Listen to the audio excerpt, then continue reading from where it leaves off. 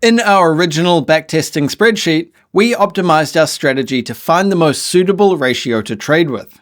Now we're able to take that a step further by looking for a secondary profit target. To show you this in action, let's dive into our multiple target backtesting spreadsheet. Upon first glance, the multiple target backtesting spreadsheet looks very similar to our main backtesting spreadsheet, and that's because it is. The initial difference we notice is we now have a secondary ratio setting.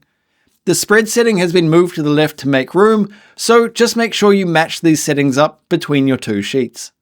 We're able to enter our preferred ratio from previous backtesting of this strategy under ratio 1 and set our starting ratio of our secondary profit target under ratio 2.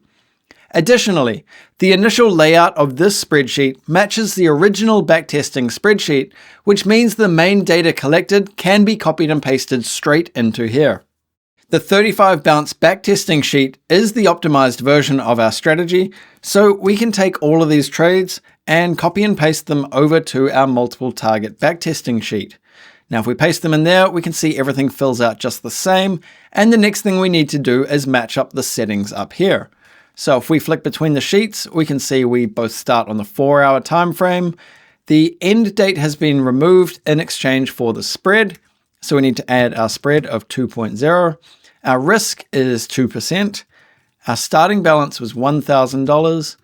Ratio 1, that will be the ratio we have selected for the strategy. So if we go back to results comparison, I remember that we chose 1.3 right here.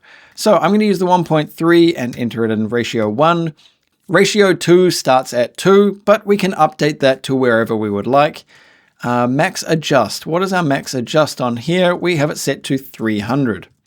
We've matched up our settings between the two sheets, and you'll see there's one new setting we haven't covered yet. TP1 SL to 0. What that means is, when we hit our primary take profit area, we have the option of moving our stop loss to the entry point, meaning our stop loss would now be at 0. This is a common technique for people trading multiple targets, and it is useful for ensuring we don't lose any of the funds secured by our first take profit. In practice, if we enter a trade risking 2% of our account and close half of the trade at our first take profit level, then moving our stop loss to our entry price for the remaining portion of the trade ensures our worst case scenario is the remaining portion of the trade is stopped out at no loss. By default, this setting is set to yes. Seeing as we have all of our data in this sheet now, we can move across to our results comparison tab. This results comparison tab looks almost identical to our original backtesting one, except here we are focusing only on our second ratio. We've already done all the analysis on our first ratio, so we have no reason to pull that in here and confuse the statistics of this sheet. We are focusing here only on the second ratio, hence why our win rates are significantly lower than our original ratio. So looking over this sheet, we can see we've got good win percentages up in these lower regions here.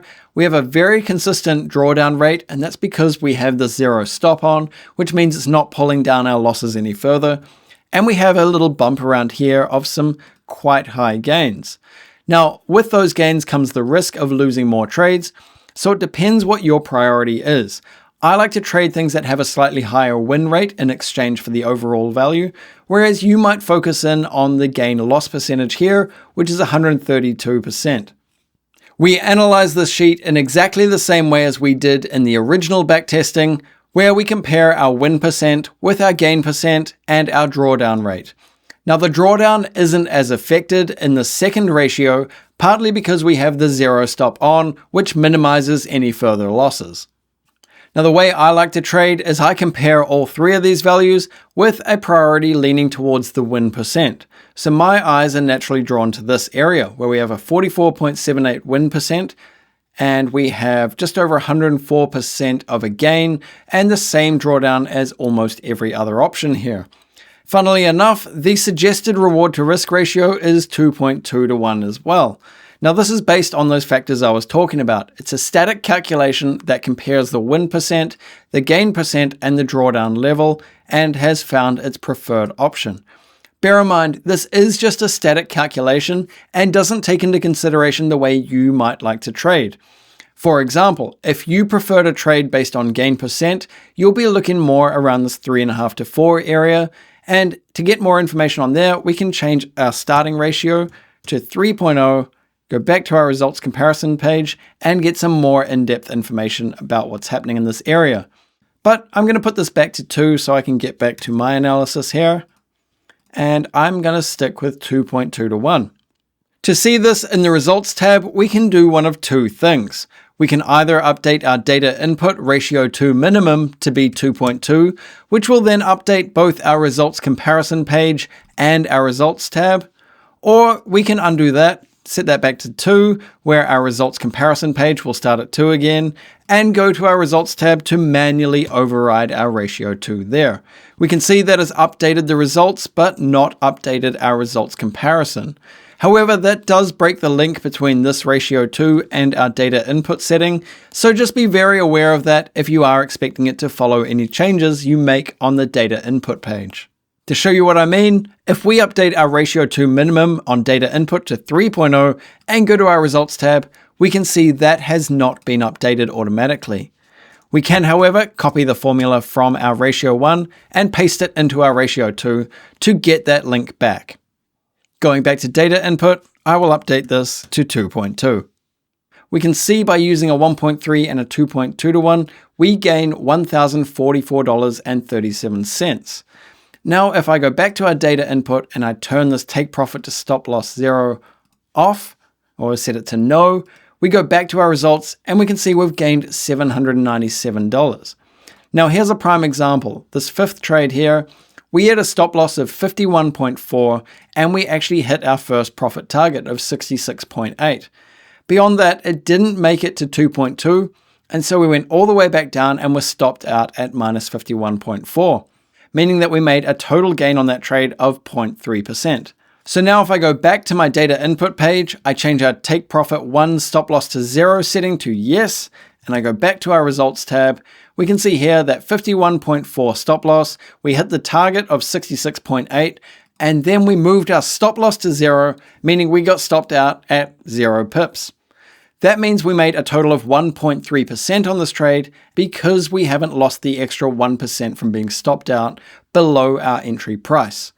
By utilizing the stop loss to 0 setting, we are protecting ourselves against the riskier nature of using a higher ratio.